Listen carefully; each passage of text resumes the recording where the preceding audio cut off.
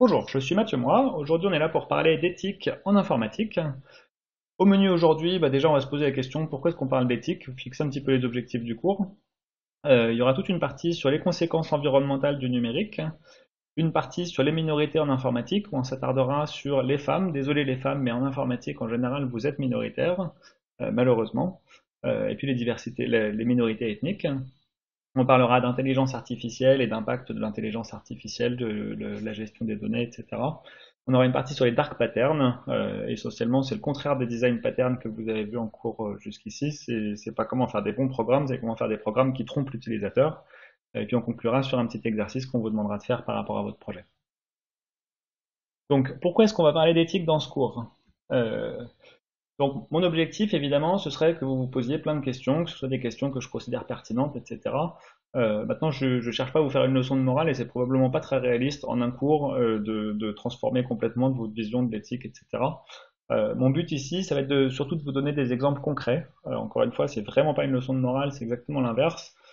Si je vous donne plein d'exemples et si vous en retenez quelques-uns, et si un jour dans une conversation vous arrivez à citer un de ces exemples, personnellement, je considérerais que j'ai atteint mon but en faisant ce cours. Pourquoi est-ce que c'est important de parler d'éthique? Pourquoi est-ce que c'est important de faire ça? Moi, je considère que le monde est vraiment en train de changer, et on y reviendra, il est en train de changer très très fort grâce à nous, à cause de nous, je sais pas, nous en tant qu'informaticiens, bien sûr.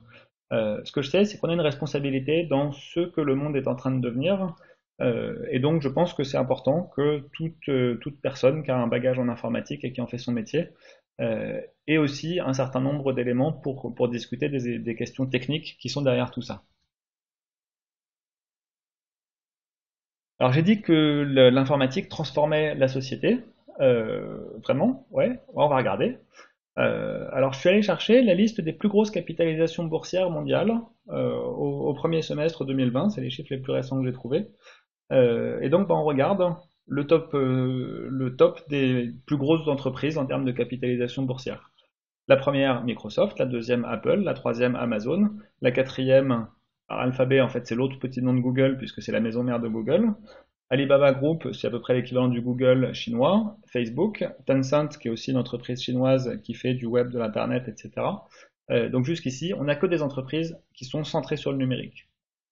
Et puis quand même, si on continue un petit peu dans le classement, on finit par tomber sur un conglomérat qui contient du numérique, mais pas que. Et puis quand même, on cherchait des capitalisations boursières, de l'argent, on a fini par tomber sur une banque. Pour se rendre compte à quel point le numérique, ça change les choses sur l'économie, deux façons de faire de l'argent avec des hôtels. Vous pouvez être une entreprise comme Accor Hotel, premier groupe français, sixième groupe mondial, 4800 hôtels dans le monde, 280 000 employés, créé en 1967, c'est une capitalisation boursière de 11,2 milliards de dollars. Vous pouvez aussi être Airbnb.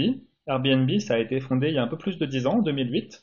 Il y a 3100 employés, donc deux ordres de grandeur de moins que Accor Hotel. Airbnb ne possède aucun hôtel, et en termes de capitalisation boursière, c'est trois fois Accor Hotel.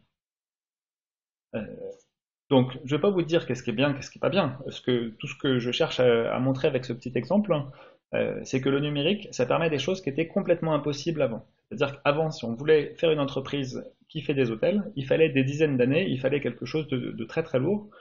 Aujourd'hui, une petite start-up, en l'espace d'une quinzaine d'années, elle peut doubler une grosse entreprise comme ça, grâce ou à cause, je vous laisse juger, du numérique. Le numérique, c'est super important pour l'économie, c'est aussi très important en termes de droit, c'est-à-dire que on considère aujourd'hui que les gens doivent avoir les mêmes droits quand ils interagissent avec les autres sur Internet que quand ils interagissent avec les autres dans le monde réel. Donc ici, je vous cite une résolution des Nations Unies, hein, The same right people have offline must also be protected online. En France, on a eu la loi sur la République numérique en 2016, qui propose en particulier de garantir un accès non discriminé au réseau pour l'ensemble des acteurs économiques, permettre aux plus démunis de bénéficier de la continuité de leur connexion. C'est-à-dire qu'un accès à Internet, à une époque, ça n'existait pas. À une époque, c'était quelque chose qui était réservé à une petite minorité. Et aujourd'hui, ça devient un droit fondamental. C'est-à-dire que couper Internet à quelqu'un aujourd'hui, c'est quelque chose qui a à peu près la même portée en termes de droit que lui couper l'eau ou lui couper l'électricité. C'est pas quelque chose qu'on peut faire à la légère. En termes de responsabilité, on est informaticien, est-ce qu'on peut aller en prison parce qu'on a écrit du code? Je vous laisse réfléchir si vous avez des exemples en tête de gens qui sont allés en prison pour avoir écrit du code. Bah, vous l'avez probablement vu passer, un ingénieur de chez Volkswagen, donc Volkswagen qui avait volontairement écrit un pilote de moteur qui se mettait en mode économie d'énergie quand il détectait qu'il était en train d'être testé pour artificiellement réduire les chiffres en termes de pollution. Donc c'était une malhonnêteté criante. Il y a eu des mauvaises décisions politiques au sein de Volkswagen. Il y a eu des gens qui ont mis en œuvre ces décisions politiques. Et un ingénieur a eu une peine de prison pour avoir écrit ce morceau de programme. Donc là, on est même un petit peu plus loin que l'éthique, hein. On est carrément sur est-ce que c'est possible d'aller en prison? Oui. Sans aller jusqu'à la prison, on peut aussi se faire exclure d'une entreprise. J'ai un petit exemple ici d'un ingénieur de chez Google qui avait écrit un mémo qui disait essentiellement que s'il n'y avait pas beaucoup de femmes en informatique, bah, c'est parce qu'elles étaient moins fortes et qu'elles étaient moins intelligentes et du coup c'est pour ça qu'il y en avait moins. Je vous laisse imaginer que ça n'a pas plu à grand monde. Ça avait fait scandale à l'époque et la personne a été licenciée de chez Google. Alors, de temps en temps, les entreprises vont faire des actions contre leurs salariés quand un salarié fait une erreur. L'inverse peut être vrai aussi.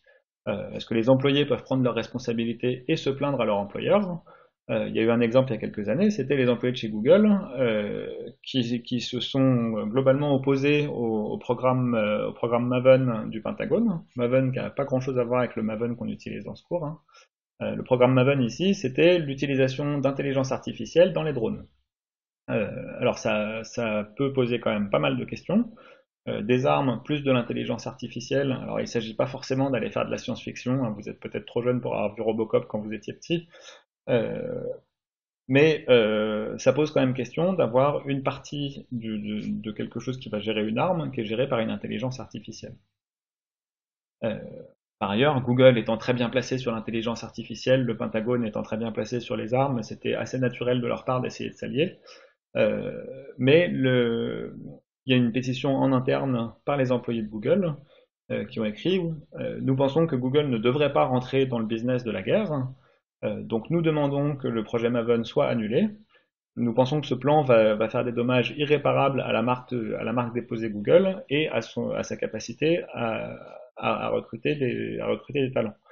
Euh, Google a un slogan qui est Don't be evil, ne soyez pas diabolique. Euh, et c'est quelque chose que Google cherche à défendre, et donc les employés ont fait valoir le fait que ça n'allait pas dans le bon sens de ce point de vue-là de participer à un programme militaire. En l'occurrence, donc la pétition a été signée et le contrat, alors il n'a pas été annulé, mais il n'a pas été renouvelé en tout cas pour l'échéance suivante. On parle de responsabilité. Est-ce qu'on peut influencer le monde avec du logiciel? Alors ici, c'est une étude qui a été faite sur la contagion émotionnelle à travers un réseau social. Donc la contagion émotionnelle, c'est quelque chose qui a déjà été étudié bien avant l'existence d'Internet. On sait que quand on est dans un groupe où les gens sont contents, ben, on a tendance à être plus content. Quand on est dans un groupe où les gens sont tristes, on a tendance à être un peu plus triste. Et des chercheurs se sont posé la question, est-ce que c'est vrai aussi sur le réseau? Si dans mon entourage, hein, mes contacts Facebook postent tous des super nouvelles vachement gentilles, est-ce que moi je vais devenir plus gentil ou l'inverse? Et donc ils ont montré que très clairement, hein, en jouant sur le flux de nouvelles des utilisateurs, ils arrivaient à influencer ce que les gens postaient, et que donc la contagion émotionnelle, elle existait. Donc là, évidemment, on parle d'un réseau social qui a quand même un paquet de millions, voire de milliards maintenant d'utilisateurs.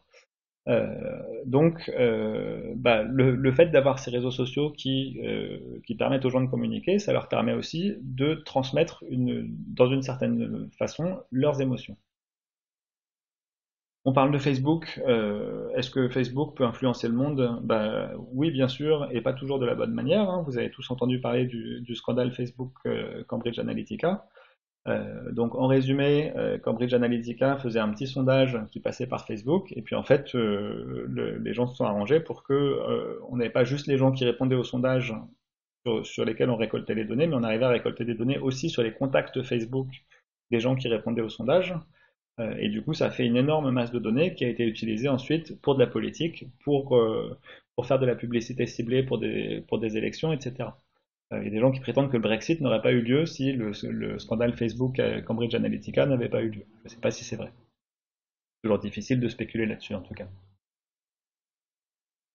Voilà, petite parenthèse, au-delà des aspects légaux, vous avez aussi un cours de M2 sur le droit de l'informatique et de l'Internet, où vous reviendrez un petit peu là-dessus, sur la protection des logiciels, la protection des données, les fraudes informatiques, qu'est-ce que ça veut dire, enfin, qu'est-ce qui est légal, qu'est-ce qui ne l'est pas, et d'une manière générale, le droit pour Internet. Encore une autre question, est-ce qu'un ordinateur peut vous tuer? Bon, bah, bien sûr, hein, enfin, vous avez vu plein d'exemples dans les cours d'intro sur quand on avait un gros bug, à quel point est-ce que ça pouvait tuer des gens. Deuxième question, est-ce qu'un ordinateur peut décider de vous tuer? Alors, on a parlé un petit peu d'intelligence artificielle et d'armement ou de choses comme ça. On n'en est pas encore au stade où ça va être une intelligence artificielle qui va décider d'appuyer sur la gâchette hein, aujourd'hui. Euh, Par contre, il y a un exemple tout simple où un ordinateur peut prendre la décision de tuer quelqu'un ou de tuer quelqu'un d'autre. Vous imaginez une voiture autonome, donc on a une voiture ici en haut, avec plusieurs passagers, et la voiture se trouve dans une situation où elle n'a plus le temps de freiner, elle va trop vite, et elle se rend compte que si elle continue tout droit, elle va écraser des piétons, et que par contre, si elle tourne, elle va tuer les passagers de la voiture pour éviter les piétons. Donc là, l'algorithme qui se trouve dans la voiture doit faire un choix. Alors soit l'algorithme n'est pas assez évolué, il ne fait pas ce choix-là et il va y avoir des morts, soit l'algorithme fait ce choix et il va y avoir des morts aussi. Par contre, si c'est l'algorithme qui choisit, l'algorithme ici doit choisir est-ce qu'il vaut mieux tuer un monsieur en bonne santé, une petite fille, un chien et un autre monsieur, ou bien est-ce qu'il vaut mieux tuer les trois personnes qui sont dans la voiture et un chat. Et donc la question se pose vraiment pour l'algorithme, qu'est-ce qu'on fait dans ces cas-là? Si c'est un humain qui pilote la voiture, l'humain va se poser la question aussi, par contre l'humain va se poser la question d'une fraction de seconde, ça va être de l'ordre du réflexe, et ce sera pas réellement une réflexion de sa part. Si on fait ça dans une voiture autonome, on va avoir un algorithme qui va être écrit de manière complètement posée par un être humain, ou qui va être entraîné en termes de machine learning par un être humain, et donc ça va pas être quelque chose qui va se faire de l'ordre du réflexe, ça va être des vraies décisions qu'on peut prendre quand on écrit des logiciels comme ça. Alors, il y a des chercheurs qui se sont amusés à fabriquer cette machine, pas à fabriquer une voiture autonome, mais à fabriquer, sous la forme d'une expérience de pensée, un sondage où on va demander aux gens, étant donné une situation, est-ce que vous préféreriez que la voiture, elle aille plutôt dans une direction ou dans l'autre, et du coup, qui est-ce qu'on préfère tuer? Donc, bien sûr, le but n'est pas du tout d'entraîner une intelligence artificielle avec ou quoi, le but c'est vraiment juste un exercice de pensée pour voir à quel point les gens vont réagir différemment selon les cultures. Donc ici, je vous ai mis deux pays, il y a la France et il y a l'Arabie Saoudite. Et donc, chaque point ici, bah, par exemple, ici le point bleu qui correspond à l'un des deux pays, il va plus essayer de sauver les piétons, et puis le point orange ici va un petit peu moins sauver les piétons. Si vous regardez les femmes, par exemple, bah, il y a un pays qui considère que sauver les femmes, c'est vraiment pas important, et un pays qui considère que sauver les femmes, c'est nettement plus important. Je vous laisse deviner entre la France et l'Arabie Saoudite lequel est lequel. Voilà, un petit peu plus de réflexion sur la question. Vous avez un petit article du Monde qui est assez bien fait et qui vous raconte un petit peu les tenants et les aboutissants de tout ça. On va passer maintenant à une partie sur l'impact environnemental du numérique. Alors l'impact environnemental du numérique, c'est un sujet qui est extrêmement complexe, que moi-même je maîtrise pas totalement, hein, clairement. Donc aujourd'hui, ce que je vais faire, c'est que je vais faire une présentation qui sera extrêmement incomplète. Et j'ai fait un choix qui est discutable, qui est de me focaliser uniquement sur le réchauffement climatique. Clairement, ça n'est pas le seul problème lié à l'impact environnemental du numérique. À partir du moment où on fabrique des puces, des batteries, etc., on pourrait parler d'exploitation minière, de traitement des déchets ou de choses comme ça. Ici, je ne vais traiter que la partie réchauffement climatique, donc indirectement la partie consommation d'énergie. Alors, on parle de réchauffement climatique, déjà de quoi on parle? Donc ici, on a une figure qui est extraite du rapport du GIEC du rapport dit rapport 1.5 sur le réchauffement climatique, avec une explication de comment et pourquoi est-ce que c'est important d'essayer de contenir le réchauffement climatique à moins de 1,5 degré. Donc ce qu'on voit ici, la courbe grise qui monte et qui descend, c'est l'évolution de la température globale sur la planète mois par mois. Si on la regarde mois par mois, on est un petit peu sensible à des effets de météo statistiques. Donc ce qui est intéressant, c'est de regarder la tendance. Donc ici, ce sera la courbe rouge. Et la tendance, elle est très claire, hein, elle est à la hausse.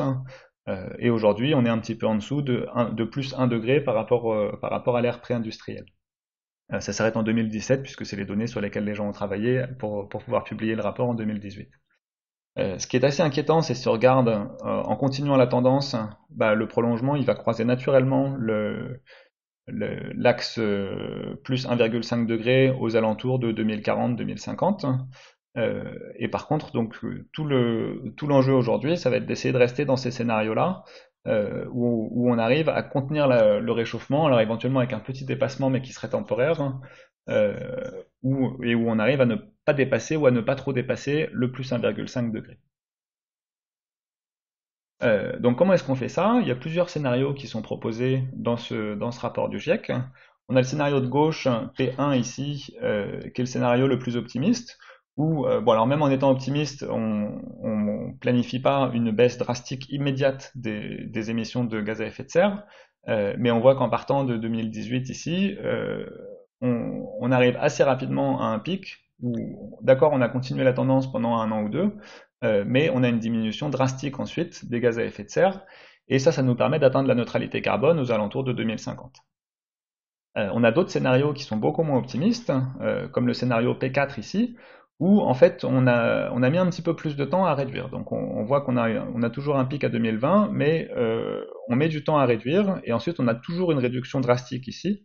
Mais le fait qu'on ait mis un petit peu plus de temps à réduire, ça veut dire que pendant ce temps-là, on a continué à émettre des gaz à effet de serre, et donc on est obligé d'avoir cette partie en dessous de la courbe ici, qui sont ce qu'on appelle des émissions négatives. Donc sur le papier, c'est bien, hein, ça veut dire qu'on va enlever du CO2 dans l'atmosphère, et que du coup, cette neutralité carbone, on l'obtient pas juste en baissant nos émissions de CO2, mais on l'obtient aussi en arrivant, en un sens, à pomper du CO2 dans l'atmosphère. Alors il y a plusieurs mauvaises nouvelles par rapport à ces émissions négatives.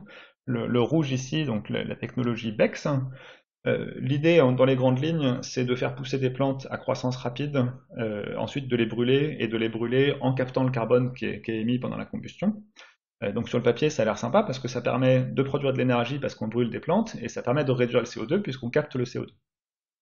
La mauvaise nouvelle, c'est que ça veut dire qu'il faut arriver à déployer des plantes à croissance rapide sur des surfaces gigantesques, et donc ça veut dire que la compensation carbone, elle est en compétition directe avec les surfaces agricoles qui sont utilisées d'habitude pour nourrir la planète. L'autre mauvaise nouvelle, c'est que si on veut des plantes qui poussent vraiment très vite, on va pas pouvoir le faire avec de l'agriculture extensive, il va falloir le faire avec de l'agriculture assez intensive, et du coup avec des impacts écologiques assez dramatiques par ailleurs. Et puis une petite parenthèse, c'est que même dans le scénario le plus pessimiste ici, on a quand même une réduction drastique des émissions de gaz à effet de serre. On prévoit simplement un petit peu de marge pour pouvoir le faire un peu plus tard. Donc clairement, ce qui se joue ces années, aux alentours de 2020, donc aujourd'hui en gros, c'est est-ce qu'on va être plutôt dans un scénario P1 ou est-ce qu'on va être plutôt dans un scénario P4. Et on peut voir ici que si on tombe dans le scénario P4, on va le payer pendant quand même pas mal d'années sur des problèmes de compensation carbone. Alors, est-ce que tout ça c'est vrai?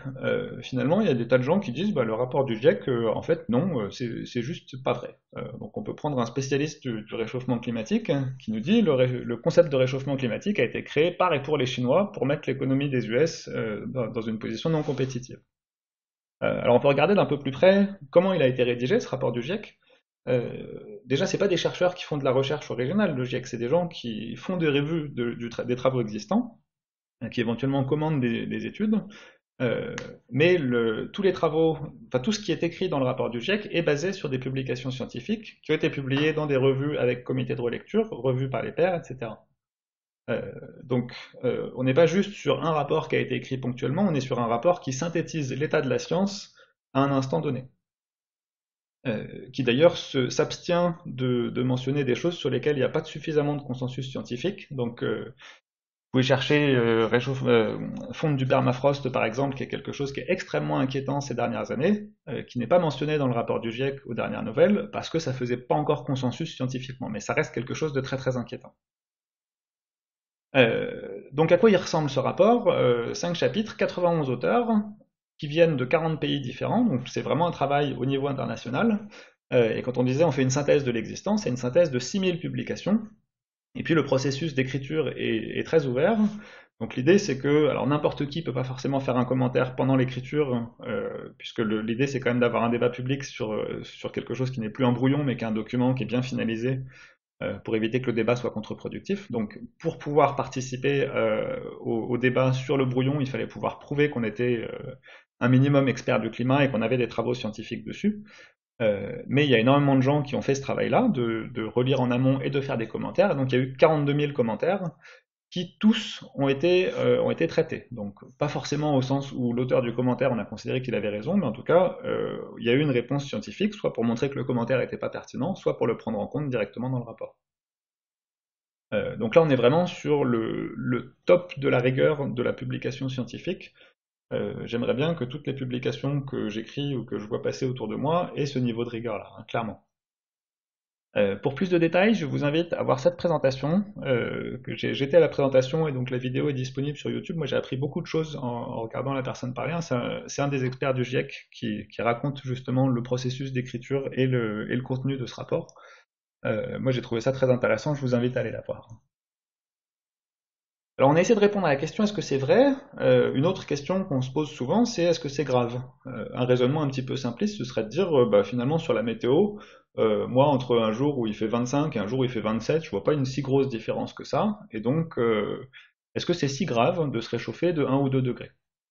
Donc là on a une autre figure qui est extraite du même rapport du GIEC, où on voit différentes raisons d'être inquiet, et puis en fonction du réchauffement, 0 ici, on ne s'est pas encore réchauffé, 1, on a commencé à se réchauffer, et puis la barre grise ici, elle correspond au moment où à peu près où a été rédigé le rapport, hein. Alors on est sur la période 2006-2015, et puis la couleur ici, elle nous dit blanc, ça veut dire que l'effet est indétectable, dans le jaune, on est sur un effet modéré, et puis quand on arrive dans le rouge, on est sur un effet haut ou très élevé. Donc ici, par exemple, RFC1, c'est les systèmes, les écosystèmes qui sont fragiles, qui existent en peu d'exemplaires, hein, et donc qui sont menacés. Et donc typiquement les espèces en voie de disparition. On a un petit peu de marge au début, hein, quand on se réchauffe de quelques dixièmes de degré au départ. En un sens, c'est pas grave, puisqu'on reste dans le blanc, c'est indétectable. Par contre, très rapidement, on arrive sur le jaune, et donc on va avoir un impact modéré. Et ce qu'on voit, c'est que aujourd'hui, on est encore dans l'impact modéré, mais si on continue à se réchauffer, là, clairement, on arrive dans le rouge, et donc les espèces en voie de disparition vont continuer à disparaître, probablement en masse, si on continue dans cette direction-là. Quelque chose qui est intéressant aussi, c'est de regarder, selon si on prend l'impact global, le RFC 4 ici, ou bien si on prend distribution des impacts, le RFC 3. Donc ici, c'est la vision globale sur l'ensemble de la planète, et puis ici, c'est les événements qui impactent différemment des classes de la population, donc en particulier selon la répartition géographique. Ce qu'on peut voir, c'est que pour l'instant, on est encore dans le blanc sur l'impact global, donc si on regarde la planète dans son ensemble, elle va pas si mal que ça du point de vue climatique. Par contre, on sait qu'on va arriver très très bientôt dans le jaune, et on arrivera dans le rouge après. Par contre, si on regarde localement, bah, il y a déjà pas mal d'endroits qui sont dans le jaune, et donc le- l'impact sur les êtres humains du réchauffement climatique, il a déjà commencé pour certains, il n'a pas encore commencé pour d'autres. Donc il y a une question derrière, c'est aussi à quel point est-ce que les pays sont solidaires entre eux, et à quel point les pays qui sont encore dans le blanc doivent être solidaires des pays qui sont déjà dans le jaune ou dans le rouge. Et puis en bas, on peut voir plus précisément différentes classes de menaces. Et on peut voir que là aussi, pour pas mal de choses, on a quelques dixièmes de degrés sur lesquels il se passe rien. Et puis par contre, on a des effets de seuil assez forts, où bah, sur le corail, par exemple, on a été dans le blanc pendant assez longtemps, et très rapidement, on est passé dans le rouge et on arrive dans le début du violet. Et pour pas mal de choses comme ça, on se retrouve avec peu d'impact, donc un peu le calme avant la tempête, où on pourrait être tenté de se dire il faut rien faire. Par contre, on a un effet de seuil qui fait que le moment où on commence à se dire mince, on a un impact, il faut réagir, bah, ça peut être trop tard, ça peut être le moment où on est déjà en train de passer dans le rouge et dans le violet. Alors moi ça m'interpelle cette histoire qu'une différence de degré aussi faible puisse avoir des impacts aussi élevés. Euh, Et En fait, il y a une explication à ça. Alors, il y a plusieurs façons de voir les choses, mais une part d'explication, c'est déjà que, en fait, quand on parle de réchauffement de 1 degré, par exemple, on parle du réchauffement en moyenne sur l'ensemble de la planète. La mauvaise nouvelle, c'est que plus 1 degré, ça ne veut pas dire plus 1 degré partout. Ça veut dire qu'il y a des endroits qui vont faire plus 2 ou plus 3 et des endroits qui vont faire plus 0,5.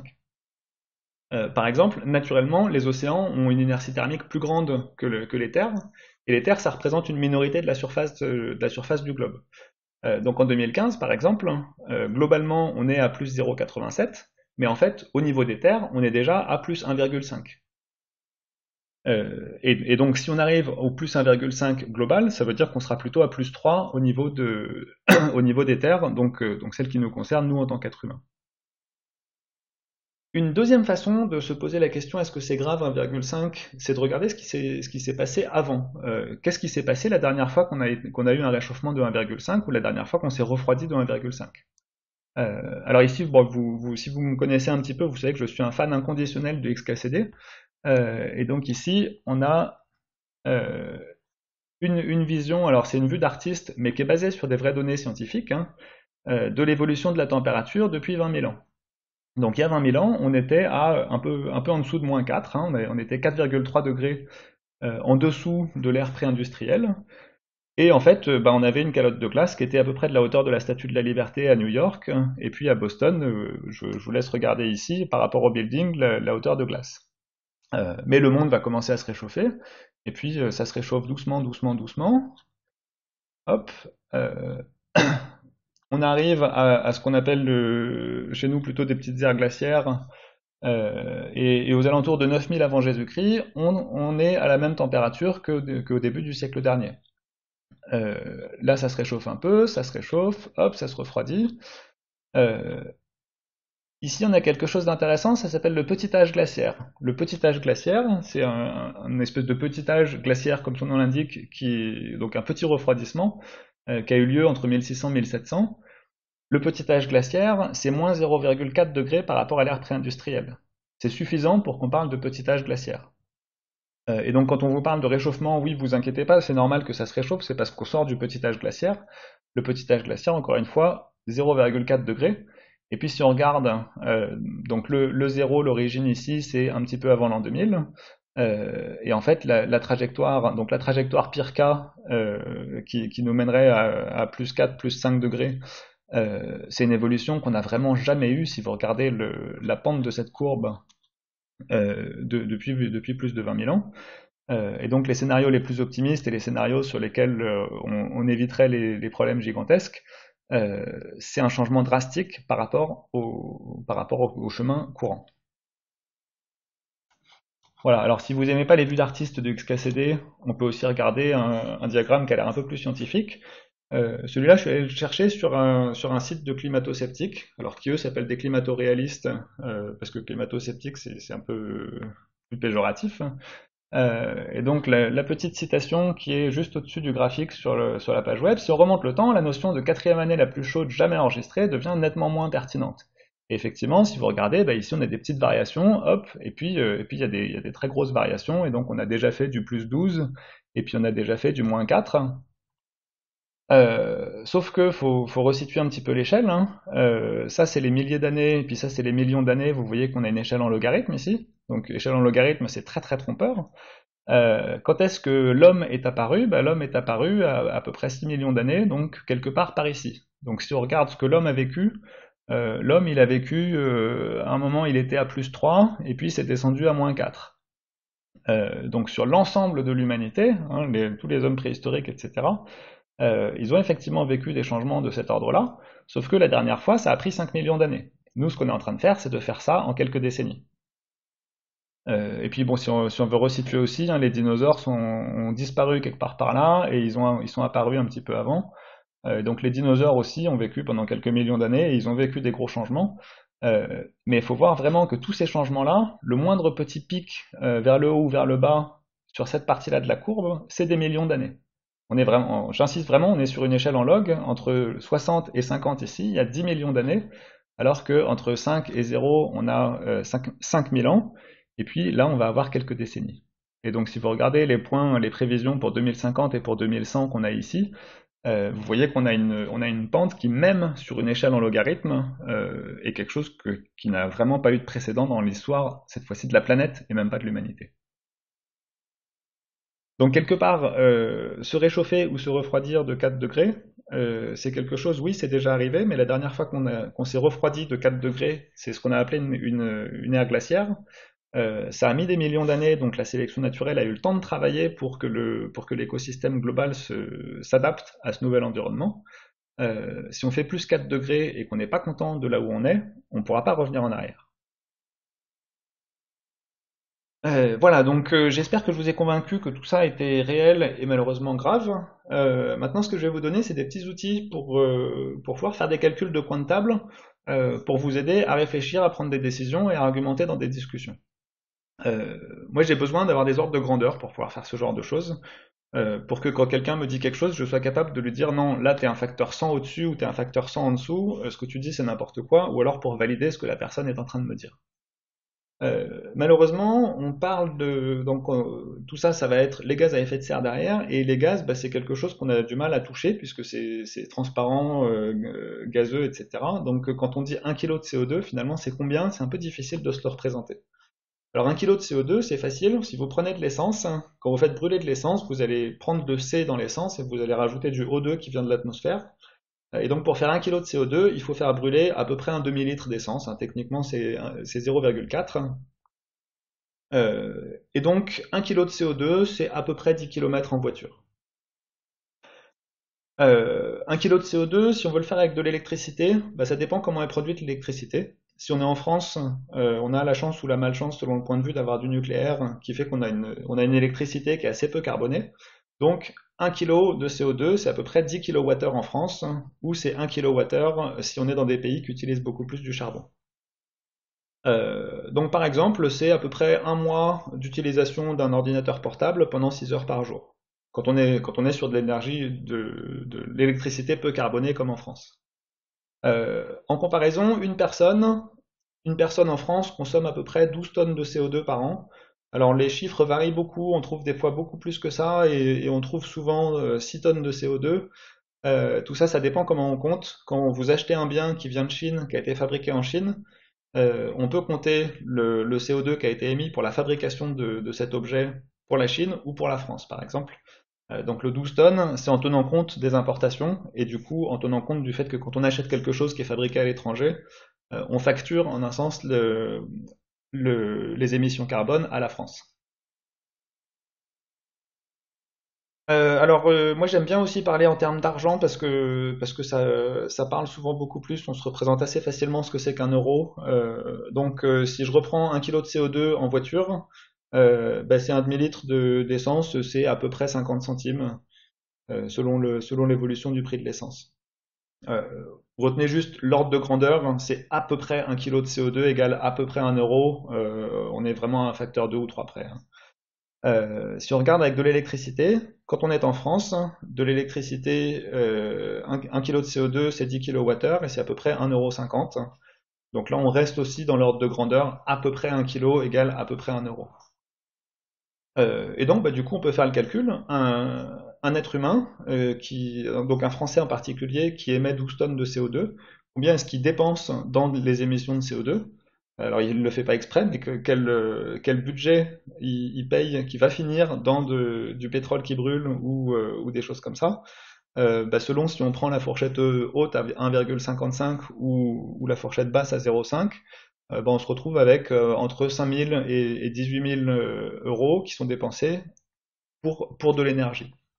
C'est une estimation vraiment en coin de table, euh, mais en gros, dites-vous qu'une part assez importante du budget que vous dépensez finit par être de la consommation d'énergie. Et puis, comme j'aime bien les petits moyens mémotechniques, les chiffres faciles à retenir, je vous case aussi, si vous voulez pouvoir faire des conversions entre les watts et les euros, bah, en France, 1 watt, c'est 1 euro par an. Donc si vous branchez un instrument qui consomme 20 watts, dites-vous que sur votre facture d'électricité annuelle, vous en avez pour à peu près 20 euros. Vous faites le calcul détaillé, j'ai fait le calcul avec le prix actuel de l'électricité. En réalité, c'est 1,35 en ce moment, mais c'est des choses qui varient d'une année sur l'autre. Donc on a un peu nos ordres de grandeur. Maintenant, le numérique dans tout ça. Pour l'instant, tout ce que j'ai dit, c'est des choses qui sont générales sur le numérique et sur toutes les façons de dépenser de l'énergie. Euh, donc ici, on a une courbe qui est extraite du rapport de The Shift Project, qui est une organisation qui essaie de mesurer justement l'impact environnemental du numérique. Et là, on voit plusieurs estimations différentes, mais qui ont toutes le même ordre de grandeur et qui ont la même tendance. Donc l'ordre de grandeur, c'est que dans les années 2010, on était entre 2 et 3%. Et puis au fur et à mesure qu'on avance dans le temps, aujourd'hui on est un peu plus que ça. Les estimations hautes sont plutôt à 4%, les estimations basses à 2%. Et la mauvaise nouvelle, c'est qu'on voit une courbe qui est plutôt exponentielle ici. Et les courbes qui arrivent à redescendre ici, c'est plutôt la courbe verte ici, ça va être le scénario de la sobriété où on arrive à maintenir l'énergie constante euh, parce qu'on réduit les usages. Donc c'est pas une estimation juste qui est plus optimiste, c'est une estimation qui prend en compte le fait que l'humain change pour faire baisser la courbe justement. Donc entre 2 et 4% de l'impact carbone, bah, c'est pareil que l'aviation civile par exemple. Donc aujourd'hui, l'ordre de grandeur de ce qui est émis par l'ensemble du numérique, les réseaux, les data centers, les ordinateurs, etc., c'est du même ordre de grandeur que ce qui est émis par les avions. Et la très mauvaise nouvelle, c'est que de la même façon que les avions, c'est quelque chose qui augmente avec une croissance exponentielle. Donc plus 8% par an, ça double tous les 9 ans à peu près. Alors on va dire que ça double à peu près tous les 10 ans. Donc si on continue comme ça va être multiplié par 4 en 20 ans et par 8 en 30 ans. Donc globalement, il faut se dire que tout ça, pour l'instant, le numérique, c'est quelque chose qui est quand même réservé à une minorité des êtres humains sur Terre. Qu'est-ce qui se passe le jour où on a des milliards d'êtres humains qui ont envie d'avoir chacun sur eux un laptop, une tablette et un smartphone et je ne sais quoi d'autres instruments électroniques? Le potentiel de croissance, il n'est pas juste sur nous, nous Français qui consommons plus, il est aussi sur le pourcentage de la population qui a accès à toutes ces technologies. Et en un sens, on peut souhaiter à plein de gens d'avoir accès à toutes ces technologies parce que ça fait des tas de trucs super et que nous, on est très contents de les avoir. Mais en termes d'impact écologique, quand une majorité de la population voudra avoir un accès massif à toutes ces technologies-là, on va avoir des problèmes d'un autre ordre de grandeur que ce qu'on a aujourd'hui. Il y a eu quelques scandales sur le fameux Shift Project. Donc il y a eu des données qui étaient incorrectes, qui ont été divulguées par The Shift Project. Donc il y a eu en particulier le chiffre de 3,2 kg de CO2 par heure de vidéo qui avait été donné dans une interview. Et donc ici on a un article qui explique que bah, le chiffre donné par The Shift Project, il est surestimé à peu près d'un facteur 10, puisque la plupart des autres études donnaient un impact carbone plutôt de l'ordre de 0,42, donc presque 10 fois moins. Euh, donc tout ça c'était vrai, effectivement, The Shift Project s'est trompé. Par contre, il y a une petite amplification de ce qui a été dit, puisqu'en fait ce chiffre il a été donné une fois dans une interview, effectivement il était incorrect, mais en réalité c'est un chiffre qui a été donné un peu à la va-vite et c'était une erreur de leur part. Mais ce qu'explique The Shift Project, c'est que ça ne remet pas en cause ce qui a été écrit dans les rapports avant. Euh, il est quand même vrai dans tout ça que la question de la consommation d'énergie, comme j'ai dit, c'est un domaine qui est très compliqué à étudier et je pense aujourd'hui qu'on ne sait pas bien évaluer combien de gaz à effet de serre on émet avec le numérique. Donc il est assez probable qu'on ait des évolutions, des estimations dans le futur. Aujourd'hui, on n'est même pas vraiment capable d'estimer l'incertitude. Euh, et donc la plupart de ces chiffres-là, vous ne voyez pas de barre d'erreur dessus, puisque c'est une estimation, on pense que c'est ça, mais on ne s'est pas vraiment donné d'intervalle de confiance. Voilà, l'empreinte carbone des Français. Donc je vous avais donné le chiffre de 12 tonnes par an. Sans grande surprise, un des gros postes, c'est la voiture, un autre gros poste, c'est l'aviation. Et puis celui qui nous intéresse aujourd'hui, c'est Internet et technologie. On est ici et on est à plus d'une tonne par an et par personne. Donc il ne faut pas se dire que si on arrête la technologie numérique, on va résoudre le problème des gaz à effet de serre, puisque vous voyez ici que bah, c'est de l'ordre de 10%. Hein, donc selon si on regarde au niveau mondial ou si on regarde juste pour un Français, le chiffre est différent. Euh, si on enlève ça, il reste tout le reste. Donc clairement, enlever ça, ça ne suffira pas à résoudre le problème. Par contre, on voit quand même qu'on est sur un des gros postes et que si on cherche à réduire notre impact carbone, oui, il faut prendre moins la voiture, oui, il faut manger moins de viande et de poisson, et peut-être qu'il faudra devenir végétarien, mais il faut aussi s'intéresser à notre impact numérique. Alors l'impact du numérique, on peut le classer dans plein de catégories différentes. Il y a l'impact immédiat, j'utilise un ordinateur, ça consomme de l'énergie, et du coup quelque part ça pollue. Là, c'est vraiment le raisonnement au niveau zéro. Il y a d'autres impacts qui sont relativement directs. J'utilise un ordinateur, je vais sur Internet, bah, du coup, il n'y a pas que mon ordinateur qui consomme, il y a aussi les routeurs et les serveurs qui consomment de l'énergie. Et puis, mon ordinateur, en fait, si je prends encore un tout petit peu plus de recul, il a été fabriqué, donc il a consommé de l'énergie. Et donc, immanquablement, quand j'utilise mon ordinateur, je, je consomme cette énergie que l'ordinateur a consommée pour être fabriqué. Maintenant, il y a d'autres impacts un peu plus lointains, des impacts que je vais appeler indirects. J'utilise Internet, ça change mon comportement. Par exemple, est-ce qu'il vaut mieux, du point de vue écologique, faire du shopping online ou aller dans des magasins? Ça, c'est quelque chose qui est permis par la technologie numérique, qui va changer mon comportement, qui va avoir un impact sur est-ce que je consomme plus ou est-ce que je consomme moins. Et puis ensuite, il y a les impacts vraiment à long terme. Le numérique change la société, du coup, ça change les comportements à long terme. Et ça, c'est quelque chose que je regarderai pas du tout dans cette présentation, puisque là, on est vraiment dans le domaine de la sociologie et on est très loin en dehors de mes compétences. Donc, on va regarder les impacts immédiats et les impacts directs. Donc ici, on a une estimation de la répartition de la consommation d'énergie par les équipements numériques qui sont divisés en quatre portions. Donc ici, on a la consommation de l'équipement lui-même. Donc j'allume mon ordinateur, il consomme de l'énergie. Et ça représente ici à peu près 47% de l'énergie consommée au total. Mon ordinateur, en 2020, il y a de bonnes chances que je l'utilise pour aller sur Internet. Et le réseau Internet lui-même va consommer à peu près 20% de la dépense d'énergie totale. Et puis, si je me connecte à un réseau, c'est pour aller chercher de l'information ou pour utiliser une application qui est hébergée quelque part sur un data center. Et donc ça représente à peu près 15% de la consommation. On a dit qu'il fallait aussi prendre en compte la fabrication et, j'en ai pas encore parlé, mais le traitement des déchets de mon ordinateur. Donc ça, c'est ce qu'on va appeler LCA comme Life Cycle Assessment, et ça représente ici 18%. Ça, c'est des chiffres, j'ai pas trouvé de chiffres plus récents que ça, c'est des chiffres qui datent d'à peu près 2015. Aujourd'hui, la consommation des équipements est de plus en plus faible, puisque typiquement, il y a une proportion de plus en plus importante de smartphones et de tablettes qui ont été très très bien optimisés pour consommer le moins possible, mais qui par contre sont toujours extrêmement polluants à fabriquer et à retraiter. Donc naturellement, on a une diminution de ce device et une augmentation de ce LCA.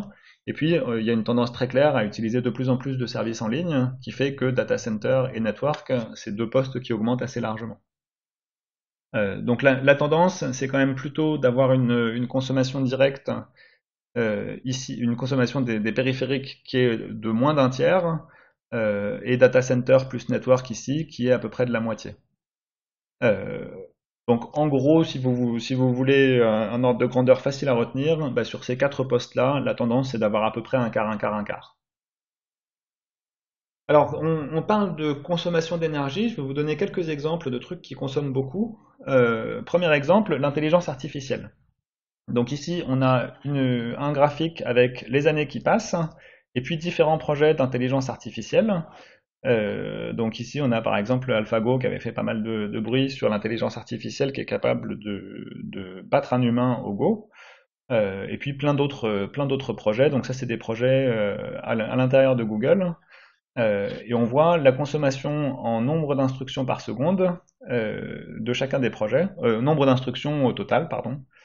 Euh,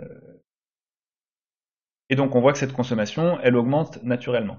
Euh, Mauvaise nouvelle, ici on a une échelle en log, donc en fait, à chaque fois qu'on monte d'un carreau, on multiplie par 10.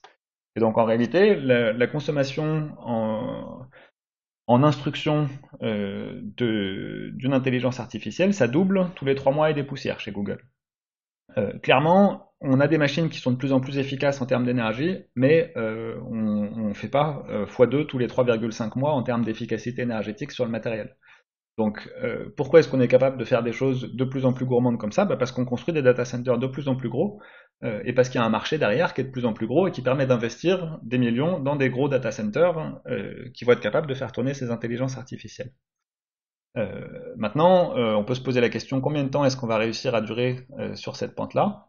Est-ce que ce sera possible un jour d'avoir une pente qui redescend en ayant de l'intelligence artificielle qui est moins gourmande en énergie? Bonne question, et j'espère que la courbe ne continuera pas à monter trop longtemps personnellement.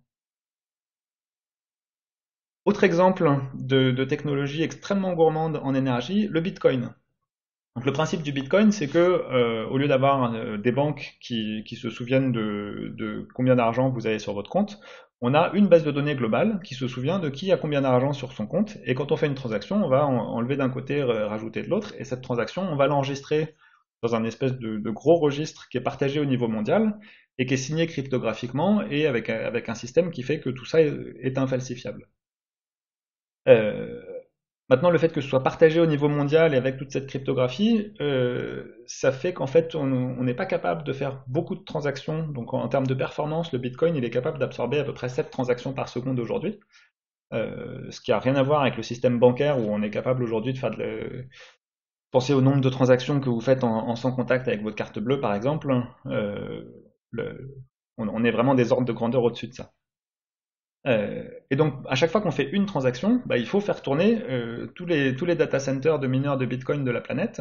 Et donc, une transaction aujourd'hui, c'est 288 kg de CO2. C'est à peu près 20 jours d'alimentation électrique d'un foyer aux US. Je dis bien d'un foyer aux US, qui sont quand même parmi les plus gros consommateurs d'énergie de la planète. Alors au total, c'est pas gigantesque, mais le Bitcoin c'est quand même à peu près un tiers de pourcent de l'énergie mondiale. Il y a des pays qui consomment à peu près autant que le Bitcoin. Euh, Ne généralisez pas tout ça à toutes les crypto-monnaies. Il y a des efforts qui sont faits pour faire des crypto-monnaies qui soient plus écolos que le Bitcoin. Mais en tout cas, le Bitcoin aujourd'hui, on en est à ce niveau-là sur l'impact climatique. Voilà, donc là on était sur l'impact immédiat et direct. On va passer aux impacts indirects. Le numérique, ça permet d'économiser pas mal de choses en termes d'énergie. Donc on va regarder ça d'un peu plus près et on va voir si effectivement on arrive à réduire notre consommation grâce au numérique. Il y a un raisonnement qu'on aurait envie de faire, c'est le numérique, ça permet d'économiser de l'argent et du coup ça permet d'investir plus d'argent dans des projets écologiques qui vont permettre de réparer les dommages qu'on fait. Malheureusement, c'est pas si simple que ça. Alors ici, on a un graphique qui nous montre les émissions de gaz à effet de serre sur un axe en fonction du PIB par habitant au niveau mondial et en dollars constants. Donc ici, on démarre en 1965 et puis chaque point correspond à une année et globalement, chaque année, on a un PIB qui augmente, sauf un petit peu ici. Et puis, malheureusement, chaque année, on a aussi une dépense en énergie qui augmente également. Ce qui est assez flagrant sur ce dessin, ici il n'y a pas d'échelle en log, il n'y a pas de piège, on est quasiment linéaire, et donc ce qu'on peut en déduire, c'est que globalement, les gens quand ils ont de l'argent, ils dépensent de l'énergie, et les gens quand ils dépensent de l'énergie, c'est qu'ils ont de l'argent. Euh, voilà.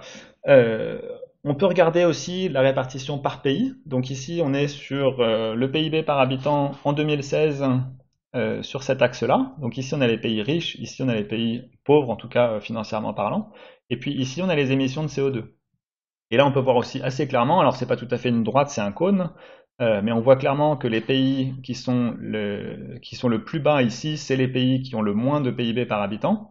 Et par contre, les pays qui ont un très gros PIB par habitant, à part une petite exception ici, c'est des pays qui sont des très gros émetteurs de gaz à effet de serre. Sans grande surprise, on trouve les États-Unis, qui n'est pas le pays le plus riche par habitant, mais pas loin, et qui est aussi parmi les pays les plus émetteurs de gaz à effet de serre. La France se trouve, alors on la voit pas ici, mais c'est le petit point jaune qui est en dessous de United Kingdom ici. Et donc on voit qu'on est plutôt sur le bas du cône, donc c'est plutôt pas mal.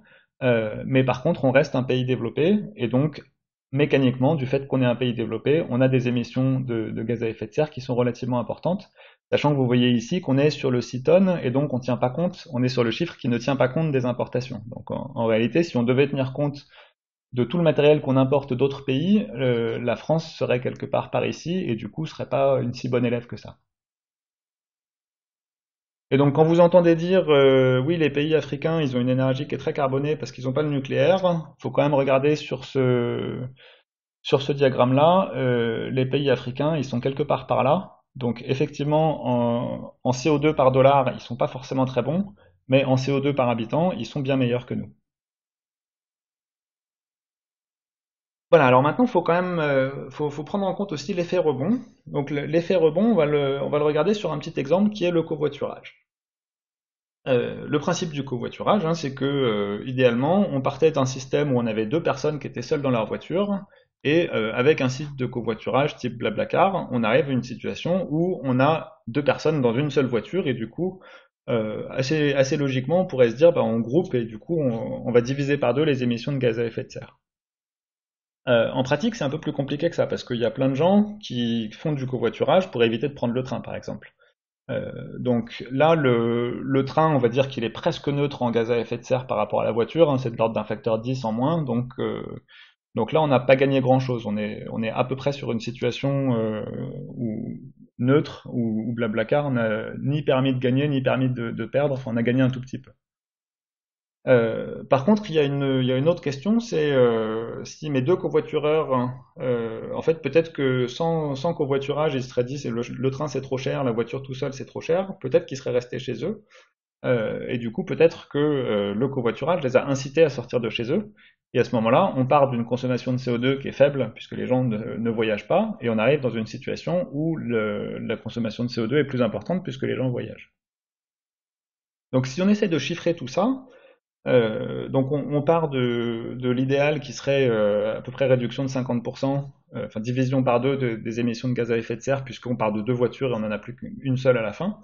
Euh, et en fait, si on regarde moyen de déplacement qui aurait été utilisé sans le covoiturage, bah en fait, pour le conducteur, il aurait pris sa voiture de toute façon, ça c'est pas une grande surprise dans presque 70% des cas.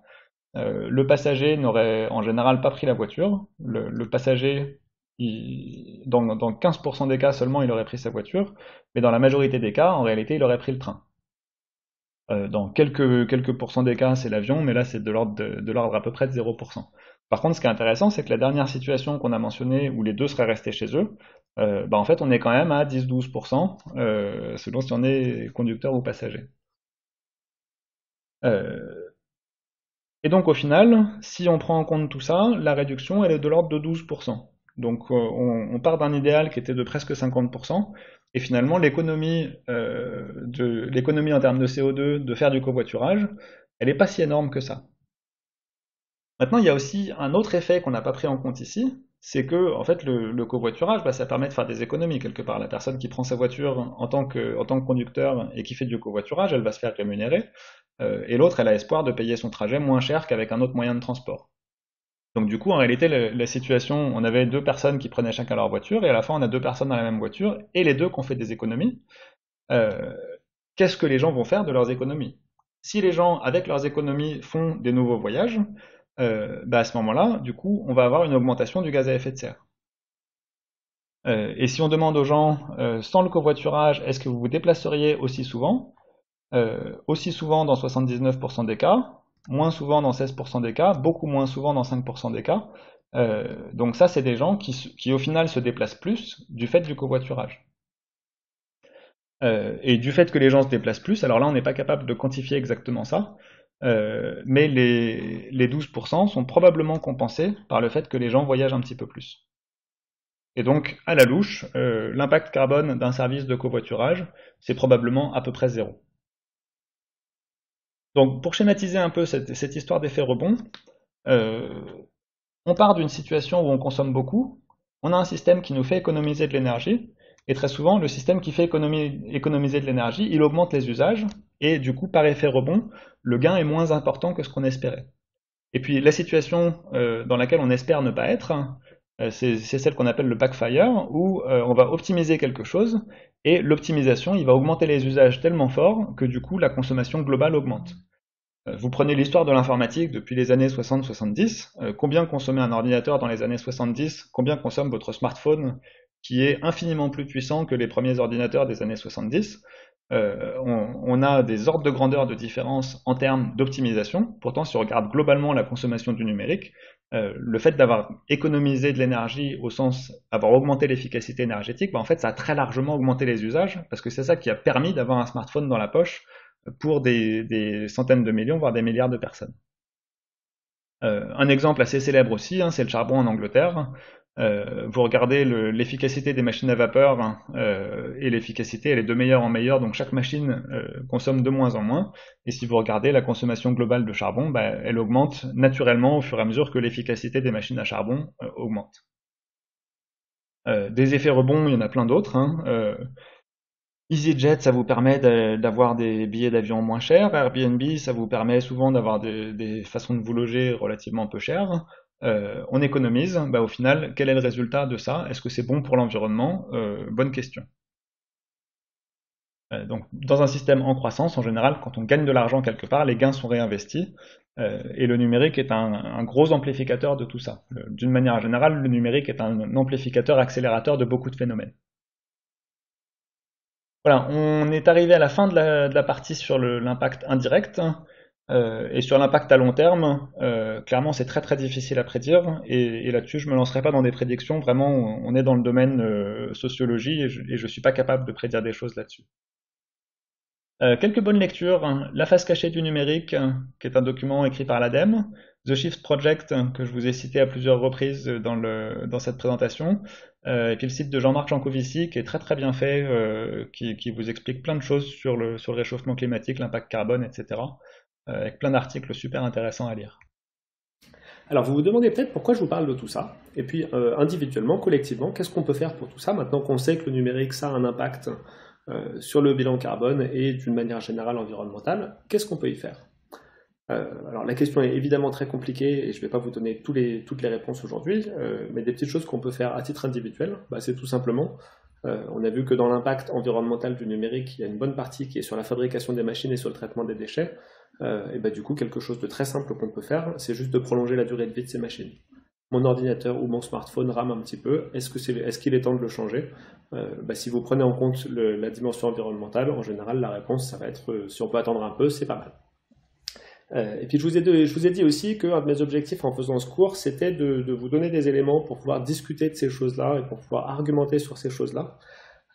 Donc eh ben, quelque chose que vous pouvez faire, c'est tout simplement quand quelqu'un vous dit oui mais ça n'a pas d'impact environnemental, c'est une solution green, parce que c'est une solution qui est entièrement numérique et qui n'utilise pas le papier. Bah, à ce moment-là, vous pouvez regarder votre interlocuteur, vous prenez une grande respiration et puis vous lui dites ouais, c'est un peu plus compliqué que ça. Voilà, donc ça conclut la partie sur l'environnement, et on va passer maintenant à la partie sur les minorités et l'informatique. Donc on va se poser deux questions. Est-ce qu'un ordinateur peut être raciste? Et est-ce qu'un ordinateur ou est-ce qu'un développeur peut être sexiste? Donc est-ce qu'un ordinateur peut être raciste? Ben, ici vous avez un exemple de test de reconnaissance faciale. Et donc vous avez un individu noir qui se balade devant la caméra et il se passe strictement rien. Et puis après il invite sa collègue qui est blanche qui passe devant la caméra et instantanément la caméra reconnaît son visage.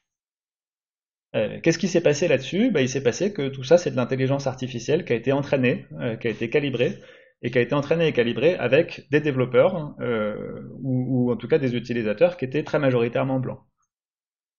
Si les gens ont calibré les instruments sur eux-mêmes, c'est simplement l'équipe de développeurs qui est représentée. Et puis s'ils ont pris un panel d'utilisateurs, c'est ce panel, et la question de qui est-ce qu'on met dans ce panel se pose. D'autres exemples, alors qui peuvent faire rire, mais qui font pas forcément rire les gens concernés, hein. Un système de reconnaissance d'image qui vous dit, eh ben, ça c'est un avion, ça c'est une voiture, et puis ça c'est un gorille. Pas très sympa pour la personne qui a été prise en photo. Ce qui s'est passé ici, c'est que on a un système de reconnaissance d'image qui a été entraîné à dire que quelque chose qui avait la peau noire, qui avait deux yeux et une bouche, c'était un gorille. Et on ne l'a pas entraîné à dire que quelque chose qui avait la peau noire, ça pouvait simplement être un être humain de couleur noire. D'autres exemples un peu plus légers, le reconnaisseur de main, quand vous passez votre main sous le savon, si ce truc-là n'a été calibré que sur des mains blanches, ça va être difficile d'avoir du savon pour les personnes noires. Alors ces transparents, je les ai récupérés d'Aurélien Tabar, qui a pas mal d'activités de recherche autour des interfaces homme-machine, etc. Et ça, c'est une photo d'une démonstration d'un système de jeu avec un écran tactile. La difficulté ici étant que l'écran tactile il est tellement grand qu'on peut pas utiliser les technos habituels d'écran tactile qui sont basés sur la capacité, donc c'est vraiment juste électriquement on arrive à détecter la présence d'un doigt. Là en fait il y a une espèce de caméra qui est derrière l'écran. Et donc ça c'était une démo à un stand et on voit un petit enfant blanc qui joue et qui s'amuse bien. Et puis ensuite il y a un petit enfant noir qui arrive et qui essaie de jouer et puis qui dit au collègue Monsieur, pourquoi moi ça marche pas? Et voilà, donc bah, personne n'est à l'abri de ça, hein. Donc derrière vous avez les détails techniques de comment on reconnaît la main, etc. Là-dessus aussi, les développeurs ont fait l'erreur de ne pas calibrer avec des mains noires. Et puis en fait, ça c'est pas nouveau, hein. Même avant l'informatique, Kodak pendant des années a utilisé des calibrages d'appareils photo et de systèmes de développement photo basés uniquement sur des photos de personnes blanches, hein. Et du coup, tous les flots de traitement de couleurs, hein, pour la photo étaient impactés par, bah, en particulier cette dame-là, mais très rarement par des personnes de couleur noire. Alors les choses évoluent quand même. Je suis content parce que je donne ce cours depuis 3 ans et du coup ça a eu un impact visiblement puisque l'année dernière Google a réagi et a pris en compte ce que j'avais dit qu'il fallait faire dans mon cours. Je suis pas sûr que ce soit moi qui voilà, mais euh, donc les gens de Google qui développaient leur système de reconnaissance faciale sont descendus dans la rue et ont interviewé des personnes en leur demandant, contre une petite récompense, est-ce que vous pouvez montrer votre visage à la caméra? Et ils ont récupéré des données en tenant compte de la diversité ethnique, en prenant un maximum de gens d'origine ethnique différente. Alors après, ça a été aussi critiqué parce que du coup, ils ont fait des scans en 3D de visages de gens dans la rue, en leur expliquant pas forcément dans les détails ce qu'ils allaient faire avec les données. Donc ça a été critiqué pour ça. Par contre, c'est un pas en avant du point de vue reconnaissance de la diversité ethnique, sur le fait que les personnes qui ne sont pas de couleur blanche peuvent utiliser de la reconnaissance faciale dans des bonnes conditions. Voilà, alors une autre partie sur le sexisme en informatique. Ici, on a une évolution au fil des années, donc on part des années 70 et on arrive à peu près dans le présent aujourd'hui. Et on a le pourcentage de femmes dans plusieurs domaines. Donc, sans grande surprise, dans les années 60-70, le pourcentage de femmes dans la plupart des domaines scientifiques était très faible, puisque à l'époque la société était faite comme ça. Je ne dis pas que c'était une bonne chose, mais c'est pas très surprenant de voir ces courbes qui sont très basses dans les années 70.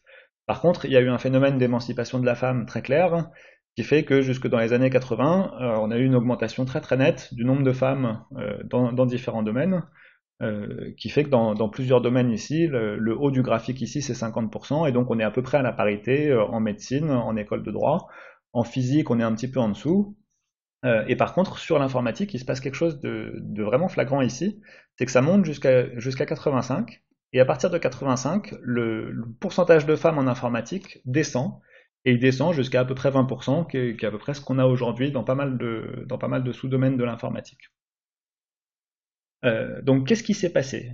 Comment est-ce que c'est possible que ce phénomène d'émancipation de la femme qui a fait que des femmes se sont retrouvées dans des domaines scientifiques qui étaient initialement réservés aux hommes, ça s'est arrêté pour l'informatique? Pourtant, si on regarde l'origine de l'informatique, bah, le premier algo qui a été écrit, il a été écrit par une femme qui était Ada Lovelace. Le premier ordinateur, il a été conçu entre autres par une femme. On a plein d'exemples ici de femmes qui ont eu une importance décisive dans des gros projets informatiques. Et quand vous prenez des images d'archives de ces années-là, il y a à peu près systématiquement des femmes. Et dans les photos de cette époque, ça choque personne, c'est complètement naturel qu'il y ait des femmes. Aujourd'hui, qu'est-ce que c'est devenu la femme en informatique? On va regarder les stéréotypes. Ça ne veut pas dire que les femmes sont comme ça, hein. Je parle vraiment du stéréotype qui est véhiculé par beaucoup de médias. Bah, les stéréotypes classiques des femmes, c'est la femme qui comprend rien et qui est utilisée comme dans une pub pour montrer, regardez, même une femme est capable de l'utiliser. Ou voilà, on va aller chercher du stéréotype comme ça. Alors j'aime bien les stéréotypes pour rigoler, mais il faut savoir que ça a un impact sur l'inconscient et sur l'inconscient collectif. Et puis un deuxième stéréotype, bah, ça va être voilà, la super programmeuse de la mort dans Matrix. Euh, Est-ce que c'est facile de s'identifier à une femme en informatique, typiquement quand on est une lycéenne aujourd'hui et qu'on se pose la question qu'est-ce que je veux faire dans ma vie? Bah, clairement, personne n'a envie de s'identifier ni à cette dame-là et pas grand monde a vraiment envie de s'identifier à celle-là. Et donc les stéréotypes, c'est des stéréotypes qu'on a fabriqués et qu'on a fabriqués relativement récemment, qui sont pas du tout fondés. Il y a certainement des domaines où le fait d'être un homme ou une femme peut avoir un impact sur la réussite dans le métier. En informatique, c'est clairement pas le cas. Il y a pas du tout de notion de force physique ou de choses qui pourraient être liées au sexe de la personne. Donc il n'y a aucune raison d'avoir tous ces stéréotypes et il n'y a aucune raison que cette courbe redescende en raison réelle. Mais on a fabriqué ça et aujourd'hui on ne sait pas tellement quoi en faire. Une étude assez intéressante qui a été faite sur des dépôts GitHub, des gens se sont amusés à mesurer le pourcentage d'acceptation des pull requests sur GitHub. Ils ont regardé, les hommes ont un taux d'acceptation de 74%, les femmes ont un taux d'acceptation de 78%. Donc on peut se dire, bah, ok, conclusion, les femmes sont des meilleures codeuses, et du coup ça confirme ce que je disais sur le fait qu'il n'y a aucune raison que les femmes soient pas plus présentes en informatique, puisque la preuve, elles sont juste meilleures que nous. Alors par contre, on va regarder d'un peu plus près. En fait, il y a des gens dans les pull requests, ça peut être des gens qui font partie du projet, qui font des pull requests à leurs collègues, ou ça peut être des gens qui sont à l'extérieur, qui sont des contributeurs externes, et qui proposent des choses au projet. C'est un peu différent parce que le taux d'acceptation pour les développeurs internes, il est classiquement très haut puisque c'est des gens qui ont déjà fait leurs preuves et quand ils soumettent quelque chose, en général, ça va finir par se faire accepter. Et donc on peut dire, bah en fait, on va enlever ce biais-là et on va prendre des développeurs qui sont à l'extérieur du projet. Et là, la tendance est inverse. Les hommes ont un meilleur taux d'acceptation que les femmes, pas énormément, mais significativement supérieur. Euh, et du coup, une conclusion d'un petit peu mauvaise foi qu'on pourrait faire, c'est que, bah, en vrai, les hommes sont des meilleurs codeurs, mais que les femmes arrivent avec leurs compétences humaines et leurs compétences autres que le développement à se sociabiliser à l'intérieur du groupe et à se faire accepter leur pull request pour des raisons non techniques. C'est une conclusion qui est clairement de mauvaise foi, hein, mais ce serait une possibilité à ce stade-là. Euh, En fait, non. Donc clairement, comment est-ce qu'on sait qui est un homme ou une femme? Alors dans les deux items précédents, ce qu'on avait fait, c'est qu'on avait classifié homme-femme en regardant si c'était clair sur le profil. Typiquement, s'il y a une photo, on arrive à voir si c'est une photo d'homme ou de femme. Sur le nom, on va regarder si c'est un prénom masculin ou féminin, etc. Et là, on va regarder les profils qui sont des profils d'hommes ou de femmes, mais qui sont neutres au sens où si on va sur leur profil, on va pas s'en rendre compte immédiatement. Et par contre, bah, il y a eu un travail de recherche derrière pour arriver à retrouver si derrière on avait un homme ou une femme. Euh, et là, les profils au genre neutre, hein, et ben clairement, les femmes ont un pourcentage d'acceptation qui est très nettement supérieur.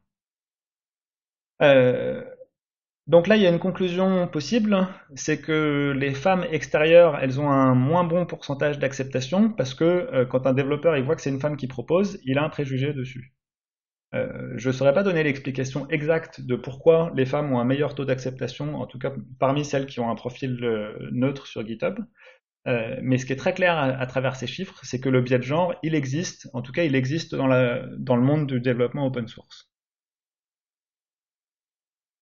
Alors c'est pas directement lié au sexisme, mais l'ambiance dans la communauté de développement du noyau Linux a pas mal d'aspects qui sont liés à ça. Clairement, il y a extrêmement peu de femmes la communauté des développeurs du noyau. Et malheureusement, il y a plusieurs femmes qui font partie de cette communauté ou qui en faisaient partie et qui se trouvent agressées, qui se trouvent pas à leur place parce que bah, essentiellement elles estiment être entourées d'hommes machos pour stéréotyper un petit peu. Euh, Il y a eu une longue tradition de franc-parler sur la mailing list de développement du noyau. Donc je donne une petite citation de Torvalds, I fought in your general direction and call your mother a hamster, qui est très drôle si vous avez la référence au Monty Python, mais qui est quand même relativement mal placé dans un contexte professionnel. Une autre petite citation de Torvalds, Dispatch are complete and utter garbage, what the fuck is going on? Pareil, c'est quelque chose qui est assez discutable dans un contexte professionnel. Alors, ce qu'on peut admirer chez Linus Torvalds, c'est sa capacité à garder ce franc-parler et à parler vrai, du coup, hein, quand il estime qu'un patch est pas bon, il le dit et il y va pas avec le dos de la cuillère. Par contre, il faut quand même aussi reconnaître qu'il y va vraiment fort. Il y a beaucoup de gens qui sont sortis de la communauté parce qu'ils se sentaient vraiment mal à l'aise face à ce comportement-là. Et en particulier, parmi les gens qui se sont sentis mal à l'aise et qui se sont exprimés là-dessus, là par contre, il y a une majorité de femmes. On a une citation par exemple de Sarah Sharp ici. I need communication that is technically brutal. Donc clairement, elle est d'accord avec le fait que quand il y a quelque chose qui ne va pas, il faut le dire et qu'on peut le dire de manière assez brutale, but personally respectful. I need people to correct my behavior when I'm doing something wrong, either technically or socially, without tearing me down as a person. Voilà, réparez-moi quand je fais des bêtises, mais ne m'attaquez pas en tant que personne. Donc cette personne, elle est juste partie de la communauté. Alors il s'est passé un truc rigolo, c'est qu'il y a quelque temps, quand j'ai préparé ce cours-là, j'ai recherché des dernières citations à rajouter dans mes slides, et il se trouve que 3 jours avant le jour où j'ai donné le cours, Linus Torvalds s'est excusé sur la mailing list. My flippant attack in email have been both unprofessional and uncalled for. J'ai été non professionnel et c'est quelque chose qui n'était pas attendu. Et en particulier, je l'ai fait avec des attaques personnelles et je dois changer une partie de mon comportement. Donc, suite à ça, il s'est retiré du développement pendant quelques temps pour prendre un peu de recul sur lui, sur sa façon d'être. Et il a effectivement pas mal changé. Il y a pas mal de choses qui ont changé dans la communauté du noyau. Euh, voilà, donc encore une fois, c'était pas uniquement le sexisme sur ce slide précédent, mais il se trouve que c'est les femmes qui se sont certainement senties le plus attaquées par des comportements avec attaque personnelle et avec de l'argot en dessous de la ceinture qui est pas forcément approprié et qui va être perçu de manière très différente par des personnes de culture et de genre différents.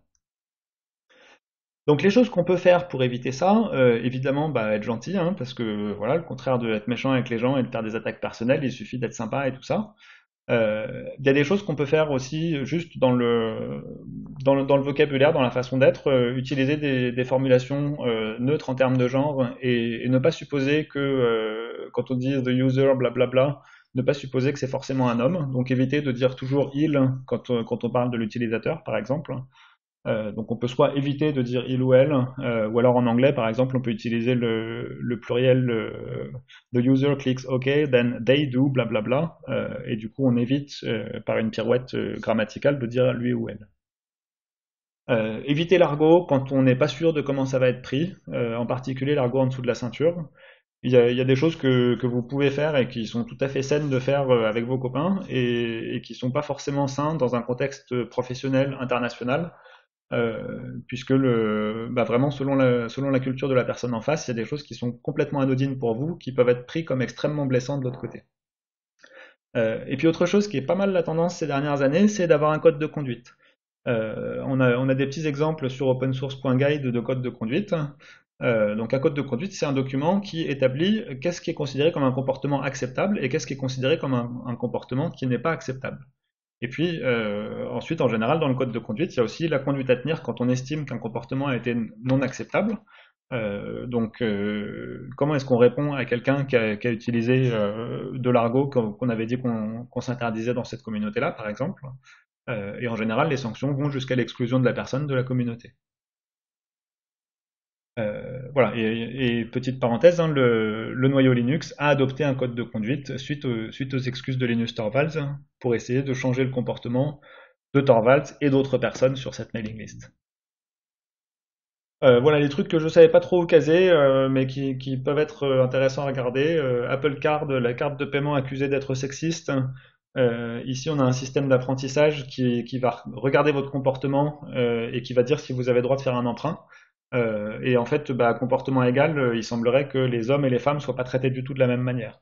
Donc là, on a un système d'apprentissage machine qui a été biaisé. Je ne saurais pas dire quelle est l'origine de ce biais, mais en tout cas, au final, on a un système qui est informatique et qui est accusé d'être sexiste. Être inclusif dans ses communications. Le jargon, les mots qu'on utilise, le vocabulaire, ça a de l'importance. Je vous ai mis une photo d'une pâtisserie ici. Cette pâtisserie, quand j'étais petit, j'appelais ça une tête de nègre. Et à l'époque, ça choquait probablement pas grand monde. Maintenant, aujourd'hui, alors déjà de faire une analogie entre le chocolat et la couleur de peau d'une personne, ça peut être un petit peu douteux. Et en plus, l'utilisation du mot nègre, en général, ce mot est quand même utilisé de manière assez péjorative. Donc aujourd'hui, on appelle plutôt ça une meringue au chocolat ou quelque chose comme ça. Et finalement, on comprend bien ce que c'est, et c'était pas forcément la peine d'afficher quelque chose qui pouvait être très très mal perçu dans les étalages d'une boulangerie. Donc ça, c'était pour un exemple de la vraie vie. Maintenant, en informatique, le jargon master-slave, par exemple, a été beaucoup utilisé. Ça fait quand même quelques années qu'on essaye d'éviter d'utiliser ça. Donc en général, quand on a un système principal et puis un système qui prend la suite si le système principal tombe, on va préférer plutôt dire primary, secondary plutôt que master-slave. Ou quand on a un système qui va déclencher une action et l'autre qui va la recevoir, on va dire plutôt initiator target, etc. Euh, et ça va plus loin que ça. Dans Git, on a une branche par défaut qui s'appelle master. Cette appellation-là est pas mal critiquée. Alors ça a beaucoup bougé ces derniers mois suite au mouvement Black Lives Matter, etc. J'avoue que j'étais assez sceptique quand j'ai vu les premières discussions sur la question. Maintenant, GitHub, qui est quand même un des très gros acteurs de la communauté Git, est en train d'abandonner le mot master pour parler de branche principale. Un autre exemple qui va un peu plus loin sur le vocabulaire, qui est ressorti aussi avec le mouvement Black Lives Matter en 2020, blacklist, whitelist. Blacklist, c'est les trucs interdits, whitelist, c'est les trucs autorisés. Donc du coup, blacklist, on laisse entendre que c'est quelque chose de négatif, et whitelist, c'est quelque chose de positif. Et c'est vrai que d'une manière générale, on a tendance, quand on parle de quelque chose de noir, à dire c'est quelque chose de noir, sombre, c'est plutôt on l'associe souvent à des choses négatives culturellement, et white, on l'associe souvent plutôt à des choses positives. Alors c'est pas forcément, l'origine de ça est pas forcément sur la couleur de peau. Par contre, on a effectivement un phénomène culturel qui est que les mots black et white, ils sont souvent utilisés pour parler de choses positives ou négatives. On a la même chose avec le rouge et le vert. Si je vous mets quelque chose en vert, en général, c'est pour vous dire c'est bon, vous pouvez y aller. Si je vous le mets en rouge, ça veut dire attention. Euh, donc, en essayant de modifier notre vocabulaire, on essaie de modifier les aspects culturels un peu inconscients. Et donc, pas mal de gens cherchent à éviter le mot blacklist pour éviter cette connotation, cette association culturelle entre black et le fait d'avoir un truc interdit, le fait d'avoir un truc négatif. Et essayer d'être plus neutre et éviter d'avoir du vocabulaire qui peut être vu comme se rapportant à la couleur de peau. Là aussi, ça a bougé dans la communauté du noyau Linux. Et donc on a un patch qui a été mergé par le même Linus Torvalds qui faisait un doigt d'honneur à Nvidia quelques slides avant. Donc il est d'accord avec ça. Et donc dans les recommandations pour les développeurs, on cherche à éviter master slave et on cherche à éviter blacklist whitelist.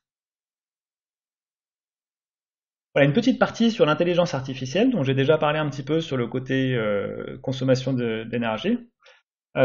Quelques projets scientifiquement extrêmement intéressants et très pointus et dont l'impact sociétal peut être largement discuté. Ça, c'est un projet de l'université de Stanford qui permet, étant donné une photo d'un visage de quelqu'un, d'essayer de déterminer si cette personne est homosexuelle ou hétérosexuelle. Alors j'ai fait cette présentation l'année dernière et les étudiants ont bien ri et ils ont dit mais de toute façon qu'est-ce qu'ils espéraient? Bien sûr que ça va pas marcher.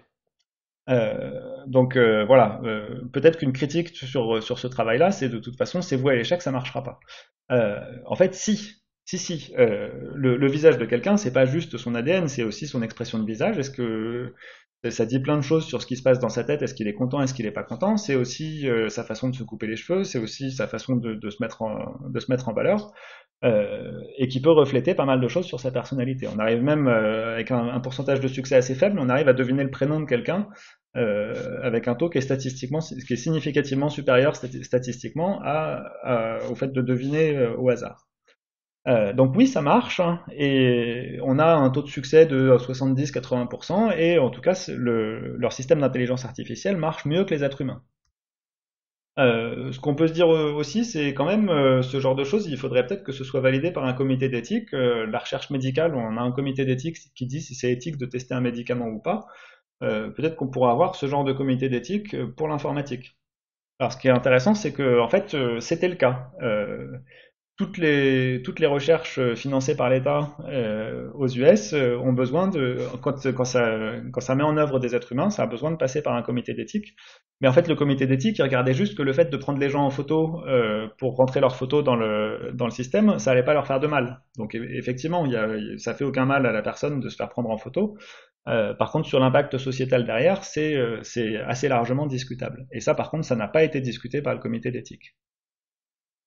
Un autre exemple de science très intéressante scientifiquement, c'est de la reconnaissance de la reconnaissance faciale de personnes masquées.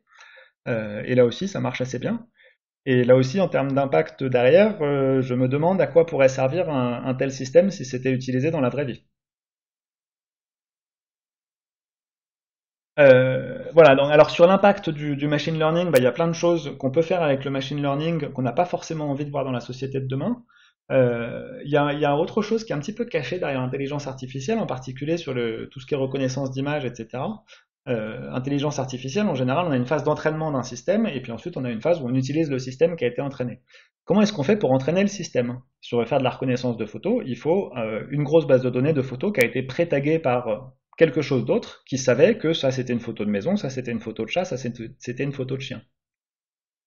Euh, des logiciels d'intelligence artificielle, aujourd'hui, il en existe plein et il y en a plein qui sont open source, etc. Par contre, si vous voulez, dans votre future entreprise, faire de l'intelligence artificielle, en général, vous allez avoir besoin de pré-entraîner une intelligence artificielle.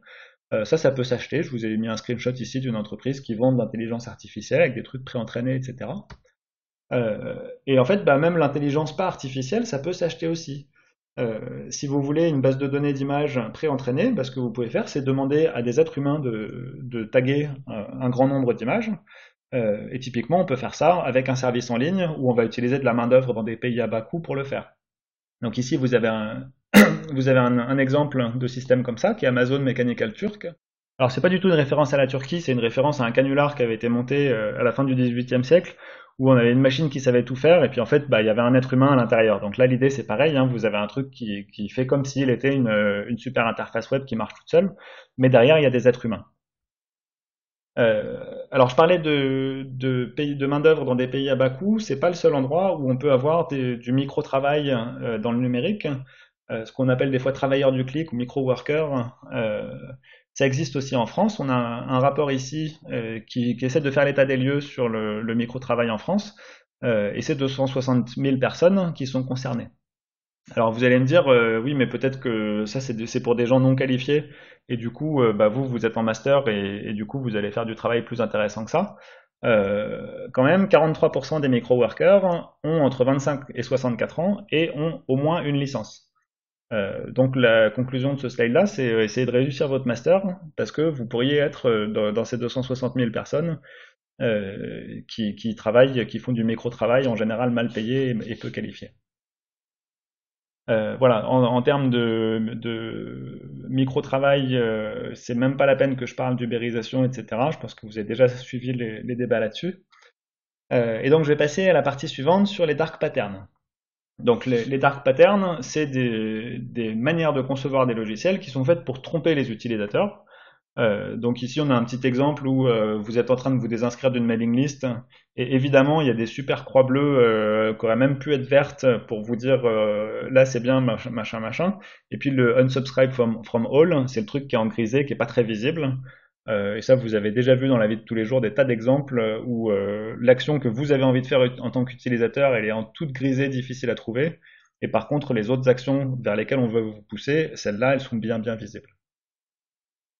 Voilà, un autre petit exemple, vous vous connectez sur LinkedIn et puis ça vous propose de rentrer un login mot de passe, et vous vous dites je rentre mon login, mon mot de passe, tout va bien, et puis en fait si on lit bien en bas, on va importer votre adresse book et on va envoyer des spams à tout votre carnet d'adresses. Et donc en fait très régulièrement il y a des gens qui se loguent sur ce truc-là, qui font pas gaffe, qui balancent leur mot de passe Gmail et leur adresse Gmail, et puis qui se retrouvent avec tout leur carnet d'adresses qui est spammé par des invitations. Plus sur les dark patterns, vous avez un site darkpatterns.org qui vous liste plein d'exemples comme ça. Et là, pour la plupart des exemples, c'est des trucs où on les retrouve dans la vie quotidienne beaucoup trop souvent. Évidemment, si vous utilisez ce site web, vous pouvez l'utiliser pour votre esprit critique et pour essayer de détecter quand on est en train de vous manipuler avec des dark patterns. Vous pouvez aussi l'utiliser en tant que développeur pour écrire des sites web qui trompent l'utilisateur, mais à ce moment-là, je nierai tout en bloc si vous avez dit que c'est moi qui vous ai donné la référence. Voilà, et dans le genre de petits trucs comme ça, bah, là on a un article sur Uber qui utilise des petites astuces psychologiques pour essayer de pousser les conducteurs à rester le plus longtemps possible. Donc on va leur envoyer une petite notification, allez, reste un peu pour les pousser à rester actifs le plus longtemps possible. Voilà, à vous maintenant. J'avais envie cette année de rajouter une partie sur le respect de la vie privée dans ce cours. Je le fais pas par manque de temps, à la fois par manque de temps pour préparer et à la fois par manque de temps dans le cours lui-même. Par contre, bah, ça va être à vous de la faire, cette partie sur le respect de la vie privée. La vie privée, c'est clairement une des grosses préoccupations aujourd'hui liées au numérique, hein. On a une certaine tendance à balancer toute notre vie privée à Google, Facebook, Microsoft, etc., sans forcément savoir ce que les gens vont en faire. Euh, donc il y a plein de choses à regarder, c'est des sujets très controversés, ce serait très difficile aussi pour moi de rester neutre si je faisais une partie là-dessus. Un des débats qu'on a eu récemment sur la vie privée, c'était Stop Covid. Donc Stop Covid, le principe c'est une application mobile qu'on peut installer sur son téléphone et qui à travers le Bluetooth va se souvenir de quels autres utilisateurs de Stop Covid on a rencontrés, donc en théorie à moins d'un mètre pendant plus de 15 minutes dans les jours passés. Et l'idée, c'est que quand quelqu'un tombe malade ensuite, il peut se déclarer malade et du coup, il peut prévenir tous les gens qui ont été en contact avec lui via Stop Covid.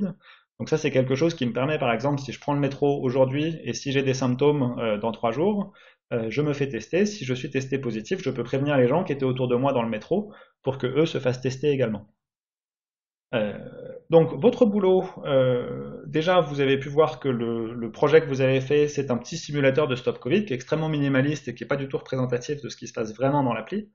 Et par contre, dans votre rapport, vous allez devoir discuter des risques, des contre-mesures pour balancer les risques, hein, des systèmes de mitigation, de réduction de risque, pardon, pour éviter le risque évident qui serait que quelqu'un soit capable de reconstruire la carte totale de qui a été en contact avec qui. Ce que je ne vous demande pas, évidemment, c'est de trouver la vraie bonne réponse. La question est-ce que c'est bien ou pas d'installer Stop Covid sur son téléphone? Je vous demande pas d'y répondre de façon binaire. Et ne cherchez pas à faire de vous des épidémiologues. Donc si c'est pour me faire une analyse détaillée sur l'impact sur l'épidémie de Stop Covid, là c'est plutôt hors sujet dans le cadre de ce cours. Voilà, mais vous verrez qu'il y a un débat public qui a été assez intéressant sur toutes les bonnes choses et toutes les mauvaises choses de Stop Covid. Et donc, dans votre rapport, essayez de me faire des choses intéressantes, de résumer des différentes sources de données que vous avez pu trouver. Voilà, c'est la fin de cette vidéo. Merci de l'avoir regardé jusqu'au bout et à très bientôt.